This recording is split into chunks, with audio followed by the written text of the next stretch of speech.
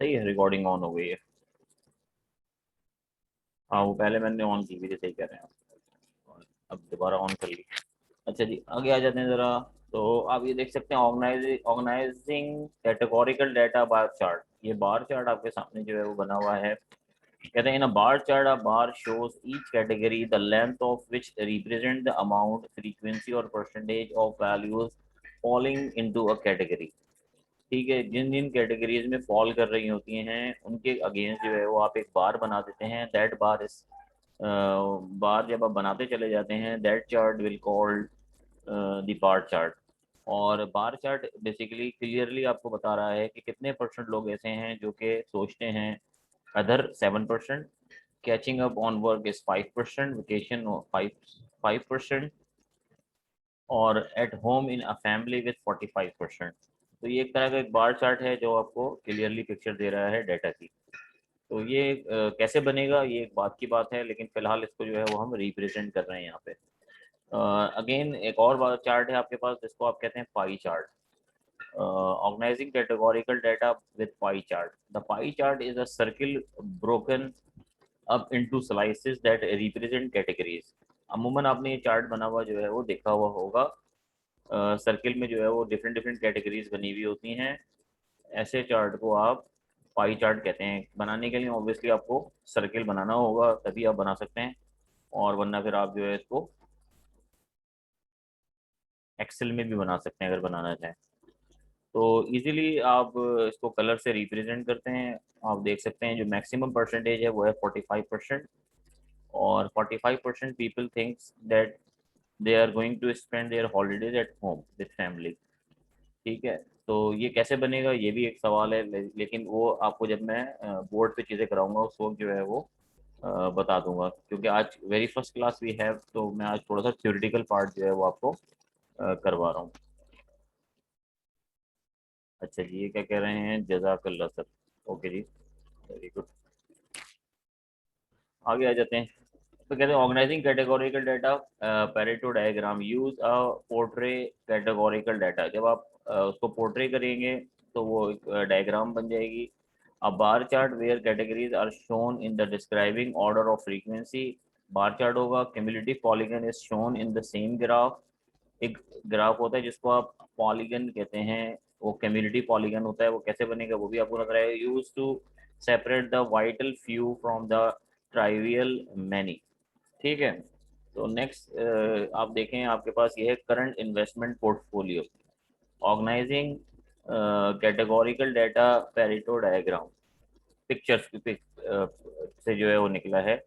Cumulative percentage invested line graph. जो line graph आपको नजर आ रहा है, ये जो लाइन ग्राफ नजर आ रहा है, ये क्यूमुलेटिव की को रिप्रेजेंट कर रहा है। क्यूमुलेटिव का मतलब होता है add up, accumulate. Accumulated value को आप क्यूमुलेटिव भी कहते हैं।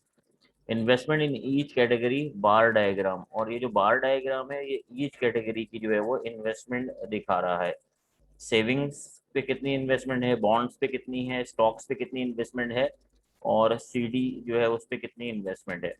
तो ये परसेंटेज वाइज दिया हुआ है, और ऊपर आपके पास क्यूमुलेटिव जो है वो ग्राफ इसके सामने बना हुआ है। क्यूमुलेटिव जो है वो इंक्रीजिंग ट्रेंड बता रहा है आपको कि ये इंक्रीजिंग ट्रेंड है, और जो कैटेगरी वाला है ये डिक्रीजिंग ट्रेंड नजर आ रहा है आपको। Organizing numerical data, order array. An order array is a sequence of data in rank order from the smallest value to the largest value. Age of surveyed college student, day student, night student। जब आप data को arrange कर देते हैं in ascending order, that type of order is called an array which is ascending or descending। तो कह रहे हैं an order array is a sequence of data in rank order from the smallest value to the largest। Smallest से largest में अगर convert हो रही है तो इसका मतलब है आपके पास वो एक एरे है। और एरे इज नॉट वेरी, आप ये कह सकते हैं एरे से हम रिप्रेजेंट तो करते हैं डाटा को, लेकिन डाटा आपका कॉम्पैक्ट नहीं होता। तो हम ट्राई करते हैं कि उसका फ्रीक्वेंसी डिस्ट्रीब्यूशन टेबल बना लें। खैर एनीवे, अभी तो फिलहाल ये स्टेम एंड लीफ डायग्राम इन्होंने बना के दिखाई है। Organizing numerical data, stem and leaf display. Stem and leaf display हमारे पास रिप्रेजेंटेशन होती है डाटा की, जिसको हम कहते हैं स्टेम एंड लीफ डिस्प्ले। इसमें हम स्टेम सेलेक्ट कर लेते हैं और लीफ सेलेक्ट कर लेते हैं, और स्टेम और लीफ को जो है वो प्लॉट कर देते हैं ऑन दी सेम पेपर। कहते हैं stem and leaf display organizes data into groups called stem, so that the values within each group, the leaves branch out the right on each row. Age of college student, day student, night student. Stem जो है वो आप देखें 1 2 3 4 में रखा हुआ है इन्होंने, और लीव जो है वो आपके पास 6 7 यानी 16 17 18 जो है पहला डेसिमल, सॉरी पहली जो वैल्यू है उसको स्टेम ले लिया है और दूसरी जो वैल्यू है उसको लीफ ले लिया है। ठीक है ना, इस तरह से किया है। तो ये आप सिलेक्शन खुद करते हैं। आपके पास जो डाटा था देख लें दोबारा, सॉरी डाटा जो था वो देख लें, आपके पास 2 डिजिट में था, यानी 16 17 18 19 20 21 22, 3 डिजिट में नहीं था। जब 2 डिजिट में डाटा था तो एक डिजिट को आपने ले लिया स्टेम और दूसरे डिजिट को आपने ले लिया लीफ। तो स्टेम आपके पास 1 2 और 3 की फॉर्म में है, जबकि लीफ आपके पास 6 भी है, 7 भी है, 0 भी है, 5 भी है, 2 भी है, एंड सो ऑन। यानी 0 से लेके 9 के दरमियान है, डे स्टूडेंट के लिए भी और 9 स्टूडेंट के लिए भी। तो आप देखें जब अब इन्होंने ग्राफ बनाया है तो पहली वैल्यू उन्होंने 1 2 3 4 की फॉर्म में ली है, जो कि 4 तक ही जा रही थी, और बाकी जो रिपीट हो रही है उनको बार बार उसी एक ही में लिखा है, यानी 16 17 17 18 18 18 19 19। यानी पहली जो आप कह रहे हैं 11 से लेकर 19 तक कितनी वैल्यूज रिपीट हो रही हैं डे स्टूडेंट को अगर आप देखें तो 1 2 3 4 5 6 7 8 वैल्यूज जो है वो रिपीट हो रही हैं। और नाइट स्टूडेंट को अगर आप देखें तो इसमें आपके पास 11 से लेके टू 19 तक जो रिपीट हो रही है वो हो रही है 1 2 3 4। स्टेम एंड लीफ प्लॉट जो होता है वो ओरिजिनल डाटा आप उसको जो है वो प्लॉट कर देते हैं अपने ग्राफ पेपर पे। तो एक तो डाटा भी आपके सामने लिखा हुआ होता है और उसकी शेप भी आपको सामने नजर आ रही होती है कि डाटा आपका क्या बिहेव कर रहा है, ऑब्जर्वेशन कहाँ से कहाँ रिपीट कर रही है। नेक्स्ट देख लेते हैं। अब आगे फ्रीक्वेंसी डिस्ट्रीब्यूशन जो कि इम्पॉर्टेंट है, जो कि हमें बनानी भी है फ्रीक्वेंसी डिस्ट्रीब्यूशन टेबल। कहते हैं organizing numerical data frequency distribution. The frequency distribution is a summary table in which the data are arranged into numerically ordered class grouping। Frequency distribution क्या होती है, एक समरी होती है टेबल की जो कि अरेंज होती है इनटू न्यूमेरिकल, न्यूमेरिकल डाटा की ऑर्डर क्लास ग्रुपिंग, ग्रुप के अंदर जो है वो डिवाइड करके उनको आप बनाते हैं। You must give attention to selecting the appropriate number of class grouping for the table, determining a suitable width of a class grouping. और आप एक क्लास ग्रुपिंग की एक सूटेबल विड्थ भी रखेंगे। वो कैसे रखेंगे जब हम प्रैक्टिकल क्वेश्चन करेंगे उस वक्त आपको क्लियर हो जाएगी बात। लेकिन अभी ये बात पता होनी चाहिए आपको कि दो वैल्यूज के दरमियान जो डिफरेंस होता है उसको क्लास विड्थ कहते हैं। यानी अगर एक इंटरवल आपके पास है 1 to 9, 1 से लेकर 9 तक का इंटरवल है, तो 1 to 9 जितनी वैल्यूज रिपीट कर रही हैं वो क्लास विड्थ हैं आपकी। And establishing the boundaries of each class grouping to avoid overlapping. और ओवरलैपिंग ना हो इसकी वजह से हम हर ग्रुप की वैल्यूज को डिस्टिंग्विश रखते हैं, अलग रखते हैं। To determine the width of a class interval you divide the range. Class width निकालने के लिए आपको रेंज निकालनी होती है, और रेंज किसके बराबर होती है, highest value minus lowest value, maximum value minus minimum value भी कह सकते हैं आप, किसकी, डाटा की, of the data by number of class grouping desire. तो आपको रेंज निकालनी होगी, रेंज कैसे निकलेगी, maximum value minus minimum value करके। ठीक है, फिर आप जो है वो उसको डिवाइड भी कर सकते हैं।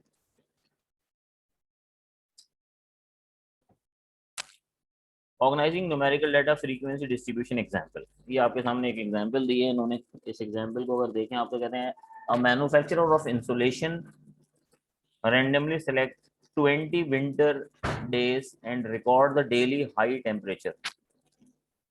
टेम्परेचर जो है वो उन्होंने रिकॉर्ड किया है इसका।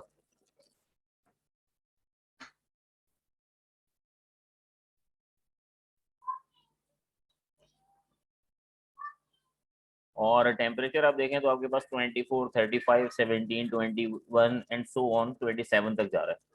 तो ये टोटल आपके पास 20 ऑब्जर्वेशन है, 20 ऑब्जर्वेशन है, जो कि एक रॉ फॉर्म में लिखी हुई है, रॉ डाटा आपके पास रॉ फॉर्म में लिखी है, कोई इसका सीक्वेंस नहीं है, अरेंज नहीं हुई हुई हैफेजेड पड़ी हुई। ठीक है ना। तो बेसिकली आप ये कह लेंगे स्टैटिस्टिक्स क्या करती है, स्टैटिस्टिक्स ये कहती है कि भाई जो रॉ डाटा है उसको आप कन्वर्ट करें इनटू मीनिंगफुल डाटा के अंदर। तो हमारा काम क्या है, हम इसको मीनिंगफुल डाटा में कन्वर्ट करेंगे और फ्रीक्वेंसी डिस्ट्रीब्यूशन टेबल बनाएंगे इसका।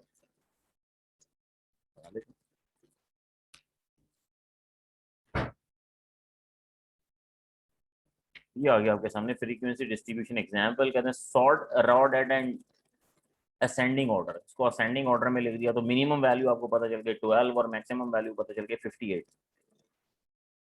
58 is the maximum value, minimum value is 12, दोनों को माइनस किया आपके पास आ गया 46। रेंज निकाल लिया आपने, जो मैंने बताया था आपको कि maximum value minus minimum value. Select number of classes 5, usually between 5 to 15। Usually आप 5 से 15 के दरमियान क्लासेस सेलेक्ट करते हैं। आप 5 सेलेक्ट कर लें, 6 कर लें, 7 कर लें, सब टू यू, लेकिन मिनिमम 5 रखें और मैक्सिमम 15। इन बिटवीन कोई ना कोई वैल्यू आप रख सकते हैं। कोई हार्ड एंड फास्ट रूल नहीं है इसका, there is no hard and fast rule to select और assume number of classes. Now the next is compute class interval width. अब आ गई width की बात, which is 10। 46 divided by 5। 46 क्या था आपकी रेंज थी, 5 क्या था नंबर ऑफ क्लासेस थी, दोनों को डिवाइड किया तो आपके पास आ गया 5। 46 डिवाइड बाई 5 होता है 9 पॉइंट समथिंग। तो 9 पॉइंट समथिंग को इन्होंने राउंड ऑफ कर दिया 10 में। कहते हैं देन राउंड अप किया और 10 ले लिया इसको, तो आपके पास जो क्लास इंटरवल आ गया उसकी विड्थ वो 10 आ गई। Determine class boundaries limit which is 10, 20, 30, 40, 50, 60, यानी 10-10 का डिफरेंस रखना है आपने। Compute class mid point 15, 25, 35, 45, 55। Class mid point आप कैसे निकालते हैं, आपने 10 को 20 से ऐड किया और 2 से डिवाइड कर दिया। 10 प्लस 20 कितना होता है 30, 30 डिवाइड बाई 2 कितना होता है 15। पहली आपके पास मिड पॉइंट आ गई 15। दूसरी मिड पॉइंट निकालने के लिए आपको कैलकुलेट करने की जरूरत नहीं है, इसमें 10 का इजाफा करते हैं 25 हो जाएगा, फिर 10 का इजाफा करते हैं 35 हो जाएगा, फिर 10 का इजाफा करते हैं 45 हो जाएगा and so on. Count observation and assign to class. अब आप काउंट करना शुरू करें और असाइन कर दें क्लासेस के अंदर। Now this is the table we are basically having here in this slide. और इस स्लाइड में अगर आप देखें तो आपके पास पहला कॉलम है क्लास इंटरवल का which is the class. The second column we have the frequency, the third column we have relative frequency, the last column we have percentage। ठीक है, 4 कॉलम इन्होंने बनाए हुए हैं और चारों कॉलम जो हैं बहुत ही इंपॉर्टेंट है इस लिहाज से क्योंकि आपने अपने डाटा को कॉम्पैक्ट कर दिया। तो देखें आप पहली क्लास इंटरवल आपने बनाई है 10 but less than 20। But less than 20 का मतलब है 20 से कम, लेस का मतलब है कम।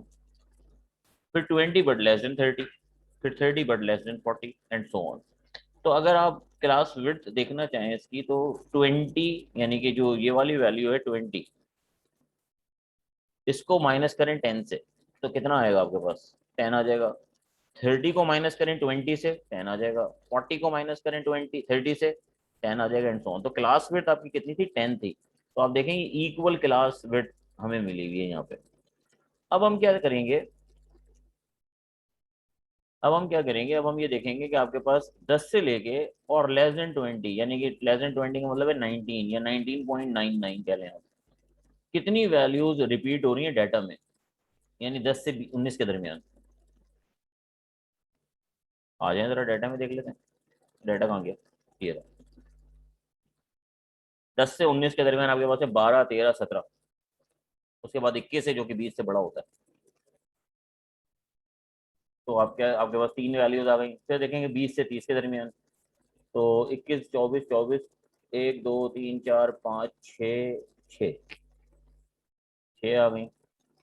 फिर आपके पास है 1, 2, 3, 4, 5, 5 आ गई। फिर 1, 2, 3, 4, 4 आ गई। फिर आपके पास है 2, 2 आ गई।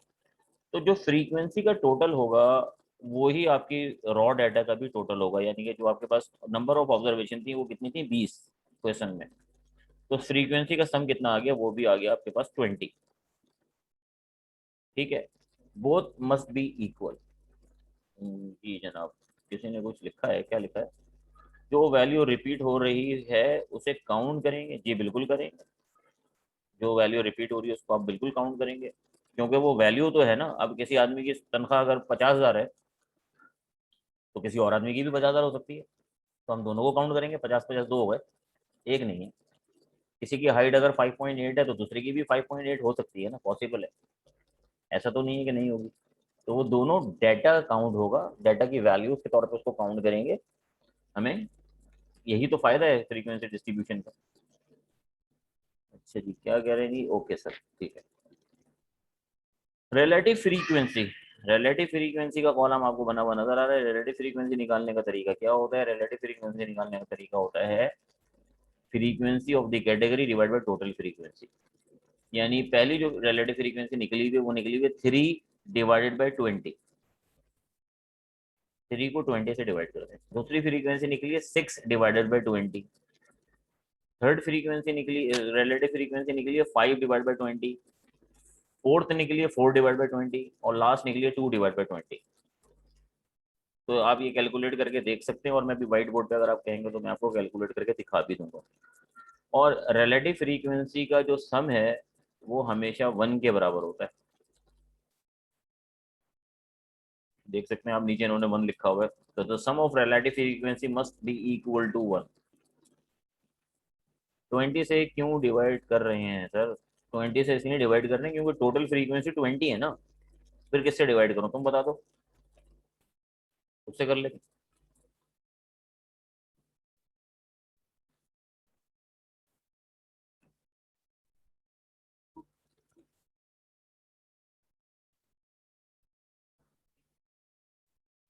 फ्रीक्वेंसी ऑफ द कैटेगरी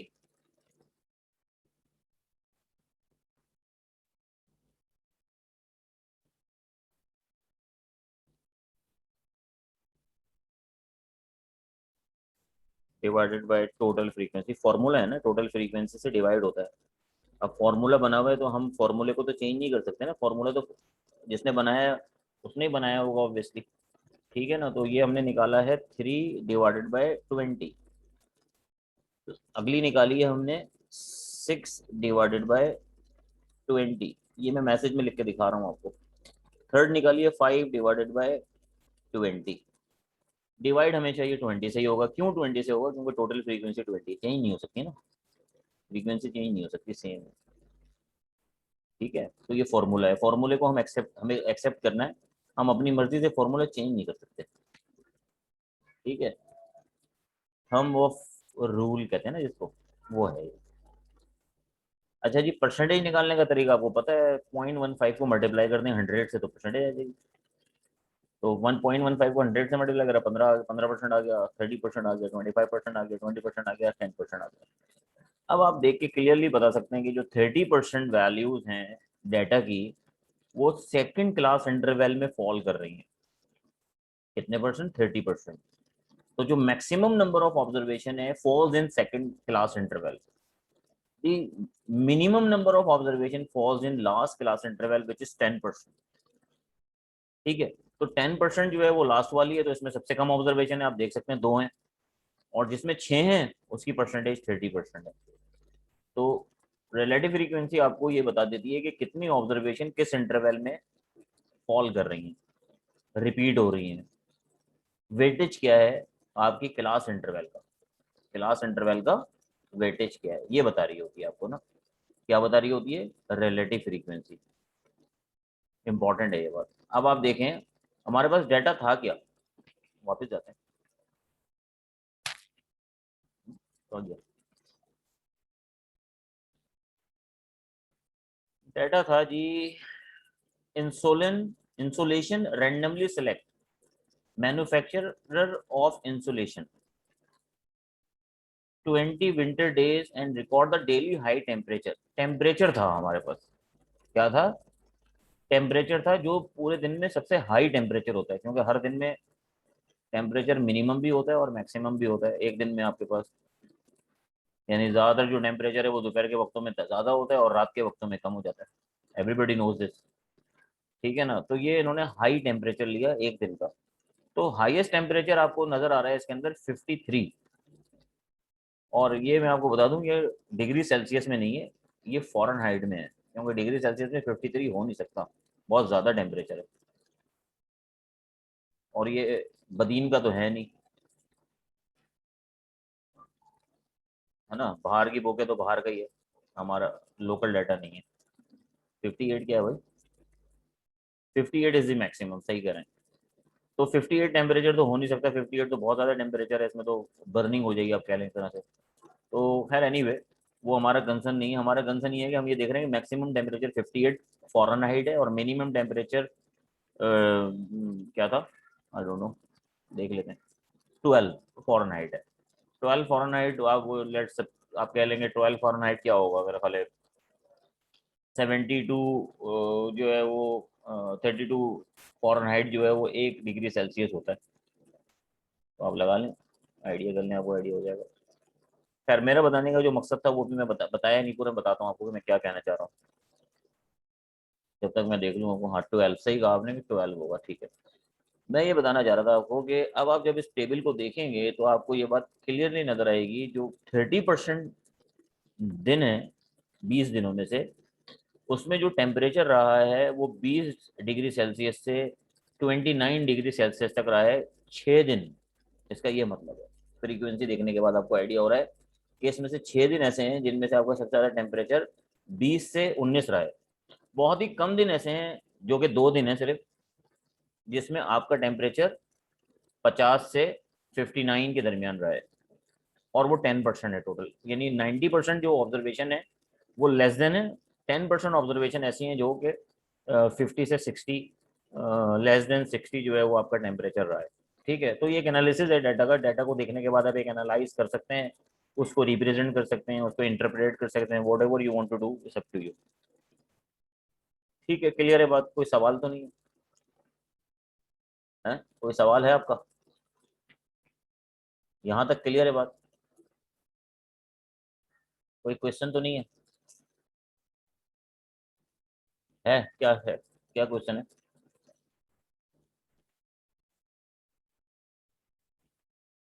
क्या क्वेश्चन है भाई?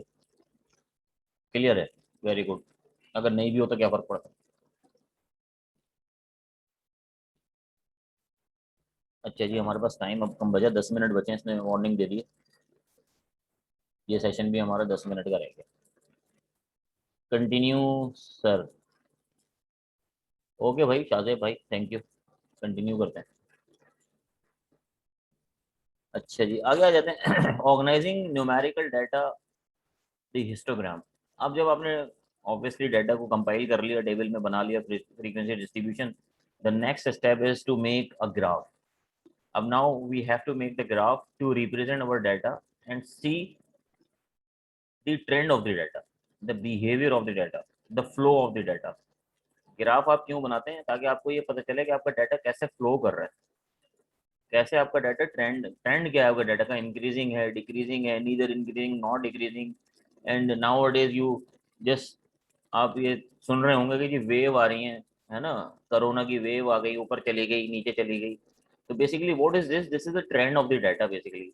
आपका डाटा डिक्रीज हुआ, फिर इंक्रीज हुआ, फिर डिक्रीज हुआ, फिर इंक्रीज हुआ, ये डाटा का ट्रेंड चल रहा है।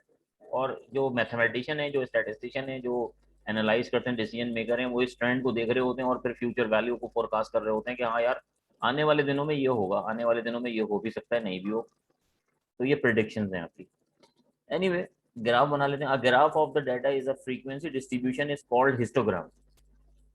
हिस्टोग्राम कहलाता है। द क्लास बाउंड्रीज और class mid point, class boundary या class mid point are shown on the horizontal axis. और हॉरिजॉन्टल एक्सिस क्या होता है आपका? एक्स एक्सिस होता है।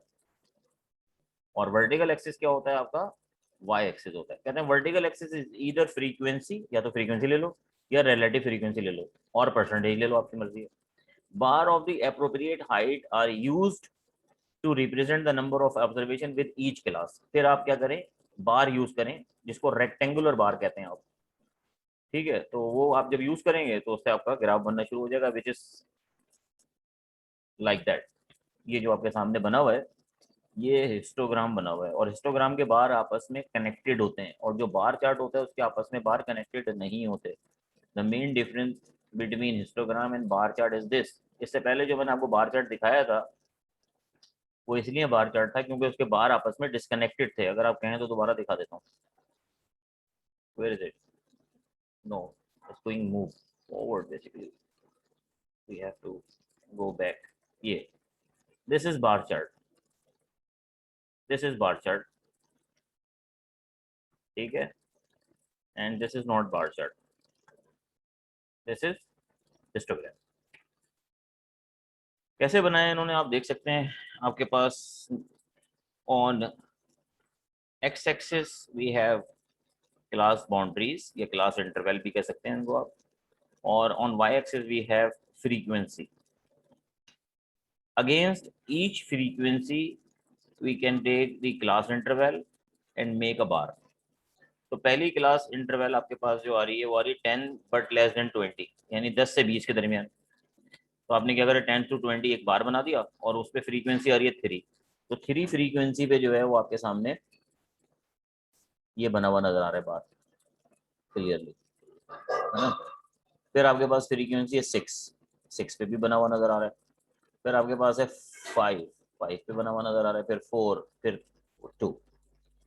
तो it seems like we have the increasing trend and then the decreasing trend. So we can see the data increasing and decreasing both. And other thing is we can see कि आपके पास जो maximum bar है which is here between 20 to 30, ये maximum bar है और इसकी maximum temperature आपका जो है वो इन्हीं दिनों में रहा होगा, इसका ये मतलब है। ठीक है, क्लियर है बात।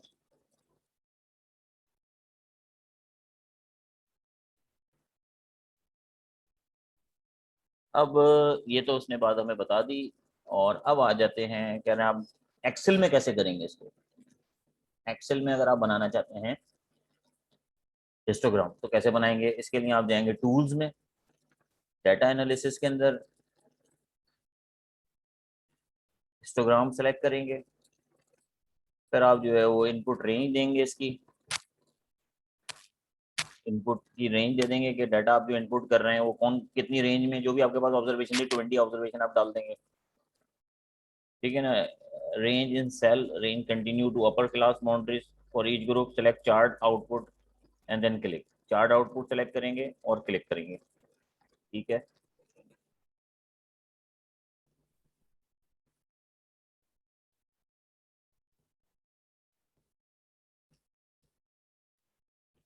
A percentage polygon is formed by having the midpoint of each class represent the data in that class and the connecting to sequence of the midpoint. Cumulative percentage polygon or OGIF display the variable of interest along with the x-axis and the cumulative frequency। तो ये आप देख सकते हैं ये frequency polygon बना हुआ है आपके सामने। फ्रीक्वेंसी पॉलीगन बनता है मिड पॉइंट और फ्रीक्वेंसी के दरमियान, ठीक है। मिड पॉइंट और फ्रीक्वेंसी के दरमियान बनता है फ्रीक्वेंसी पॉलीगन।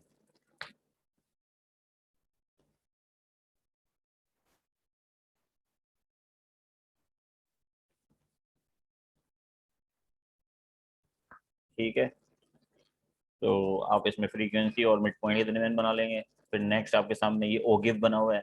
ओगिव बनता है लोअर क्लास बाउंड्री और क्यूमुलेटिव फ्रीक्वेंसी के दरमियान, और ये भी डाटा का ट्रेंड ही बता रहा होता है, ठीक है।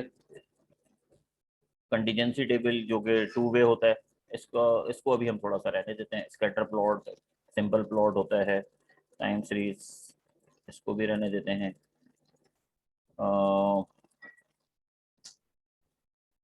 हाँ, इसको भी रहने देते हैं। अभी वापस आ जाते हैं हम अपने उसी चार्ट के ऊपर। ये इसको मैं आपको मैनुअली बना के भी दिखाऊंगा, ठीक है ना। अभी मैंने मैनुअली नहीं बनाया इसको। नेक्स्ट क्लास में मैं आपको टेबल भी बना के दिखाऊंगा मैनुअली। ये तो हमने सिर्फ एक theory अपना आप कह लेंगे इसको गो थ्रू किया है विद इसमें स्लाइड्स में, लेकिन हम इसको जो है वो इंशाल्लाह ताला नेक्स्ट क्लास में बनाएंगे भी। तो सो फार अगर आपके पास कोई सवाल है तो कर लें, अदरवाइज हम इसको यहीं तक रखते हैं, हिस्टोग्राम और पॉलीगन तक। ओके, ओके सर, कंटीजेंसी नहीं करेंगे। तो अगर आपके पास कोई सवाल है तो आप कर सकते हैं। कुछ पूछना चाहते हैं, कुछ सवाल करना चाहते हैं, कोई बात है, आप कर सकते हैं। द टॉपिक इज कवर, जो हमने टॉपिक कवर करना था उसको हमने कवर कर लिया। 2 मिनट हैं हमारे पास, कोई सवाल नहीं है। ठीक है सर, बुक की पिक भेज दीजिएगा जिससे आप पढ़ा रहे हैं। बिल्कुल भेज देता हूँ। पिक नहीं भेजनी मेरा ख्याल है, मैं तो उससे भेजूंगा ना, अपना क्या नाम है, सॉफ्ट कॉपी भेजूंगा ना, पिक भेजने की क्या जरूरत है, वो तो आपके पास जो सॉफ्ट कॉपी होती है पीडीएफ फॉर्मेट में, वो भेजूंगा आपको। अटेंडेंस के लिए जो है वो क्या नाम है इसका, हमारा जो सीआर है मुस्तफ़ा, वो हमें जो है वो अटेंडेंस प्रोवाइड करेगा। मुस्तफ़ा, आप अटेंडेंस जो है वो आप हमें प्रोवाइड कर दिएगा। जी जी, ऑटोमेटिकली ग्राफ बना देगा, ग्राफ बनाने की जरूरत नहीं है, एक्सेल में सिर्फ आपने डाटा एंटर करना है और ग्राफ खुद ब खुद बनकर आता है। ठीक है ना, तो वो तो आप खुद भी बना सकते हैं।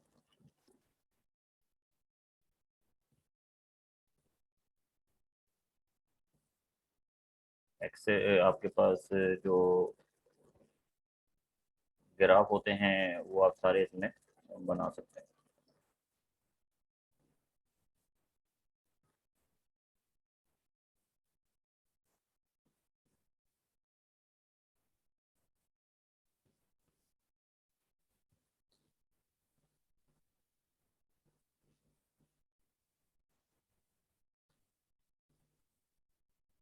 ठीक है, तो मैं अभी आपको जो है वो कोर्स आउटलाइन मुझे प्रोवाइड करनी है, मुझे आपको जो है वो अपना क्या नाम है इसका बुक प्रोवाइड करनी है, और ये रिकॉर्डिंग प्रोवाइड करनी है।